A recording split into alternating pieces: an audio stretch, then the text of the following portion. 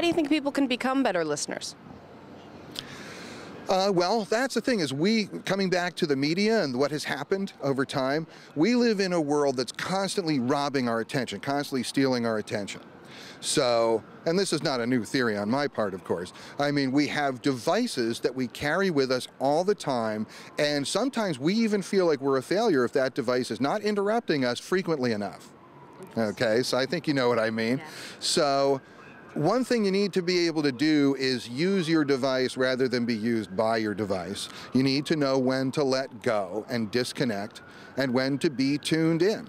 Then the other thing is you need to separate your sense of value from your sense of demand. Okay, it's like if I'm not getting texts or buzzes or notifications or calls all the time, it's important for me not to turn that into a diminishment of who I am as a person and a lessening of my value. And I think people do that. People have redefined where they find their ego strength, their inner value. And a very, very smart woman once told me, as soon as you start looking outside yourself for validation, you're in trouble.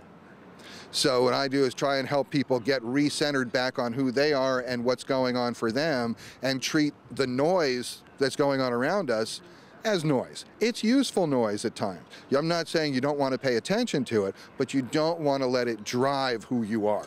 That needs to stay separate. Why do you think these personal devices have become so important so fast? Because we haven't had them very long. No, but they're very flattering. Like I said, it's the idea that, you know, if I have a device that keeps reminding me how important I am all the time, wow, that can feel really good until it stops working. Right. And then I can feel really bad. Right. But it's my choice to let the idea of how I'm doing be controlled by that device.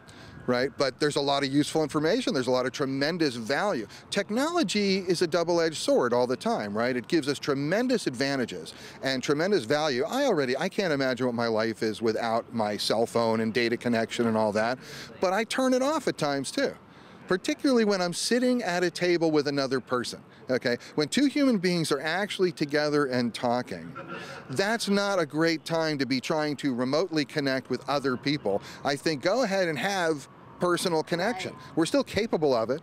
We can still do it. But phones and Facebook and technology can give us the illusion of being connected to more people when we're actually disconnecting from people. And that's, I think, is a dangerous illusion.